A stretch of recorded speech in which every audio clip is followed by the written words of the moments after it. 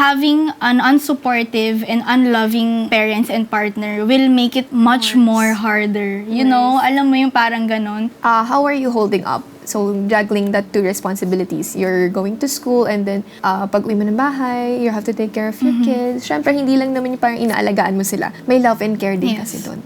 Yes, and I'm not gonna be hypocrite. Hindi siya madali. And hindi siya palaging masaya, rainbows and butterflies. I love being a mom, you know. Hindi palaging ganun yung pakiramdam eh. But yes, I love being a mom. I love my kids so much. Pero hindi siya yung hindi siya yung palaging ganun yung pakiramdam mo. Kaya, again, babalik ako dun sa palagi kong sinasabi, I'm very thankful talaga sa mga tao sa paligid ko. My parents, my partner. Kung hindi siguro ako biniyayaan ni Lord ng supportive and loving na parents and partner, siguro mas mahihirapan ako. You know, mahirap na yung situation, but having an unsupportive and unloving parents and partner will make it much more harder. You know, alam mo yung parang ganon. Kaya sobrang thank you Lord talaga for giving me the best support system.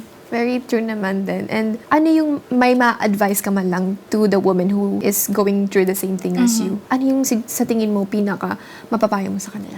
Siguro for me, palaging stand up tall and wag mong kakalimutan kung sino ka. Hindi pwedeng inaalagaan mo yung mga tao sa paligid mo. You're so focused na bigyan ng magandang buhay, makabawi ka sa mga tao, sa mga mahal mo, pero napapabayaan mo na yung sarili mo. Kailangan, bigyan mo pa rin ng oras yung sarili mo, alagaan mo yung sarili mo, bigyan mo ng so much love yung sarili mo. Para yung mga nag-overflow na pagmamahal para sa sarili mo, ma-share mo siya sa mga tao sa paligid mo. And again, you cannot give what you don't have.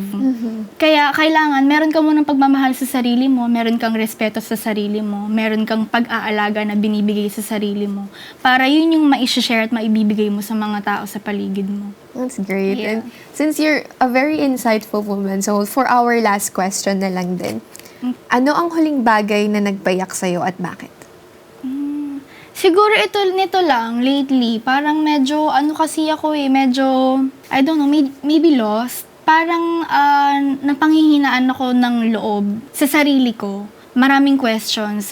Will I make it? Paano yung bukas? Paano yung future? Anong gagawin ko? Ano na bang next plan? Pag ba hindi gumana yung plan A, what's the plan B? Or are there plan B, C, D? Alam mo yun? Hindi mo alam eh. So parang yun lang. The uncertainty of life. Doon siguro ako parang medyo emotional kasi nga again, I want to give the best life that my kids deserves and gustong-gusto kong makabawi sa mga magulang ko and of course to my partner na very very supportive. Gusto kong maibigay sa kanila yung mga bagay na binigay nila sa akin unconditionally. Alam mo yun, yung without me having to ask for it, pero binibigay nila. Because napakalaking bagay talaga ng support, ng love, ng care, ng attention, ng time. Lalo na if you're going through something. Kasi hindi naman lahat ng tao na going through something, like yung serious, pinapahalataan nila sa mga tao sa paligid nila, di ba? Maraming magaling magtago. Yes. Tsaka magaling talaga tayong magtago ng emotions, di ba? Emotions. Kaya nga hindi mo alam kung yung mga tao ba sa paligid mo, are they going through something? Okay ba sila?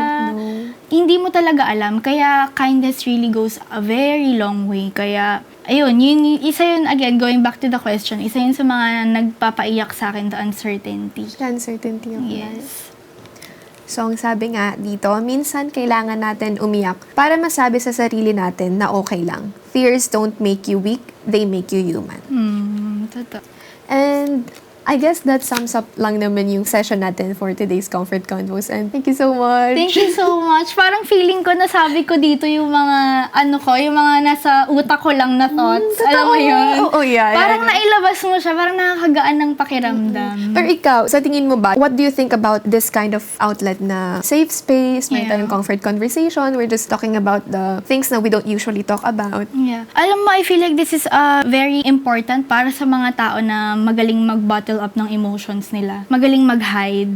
Kasi parang sa ganito, wala kang choice but to let it out. Yes. to just let it go. Let it Parang ganon. Kasi ano siya it's really a safe space. Parang hindi mo alam, unconsciously, sinasabi mo na pala yung mga bagay na totoong laman ng puso mo. Kasi hindi naman everyday sinasabi mo yan eh, di ba? The simple question nga na kamusta ka, hindi naman palaging totoo yung sagot dun eh, right?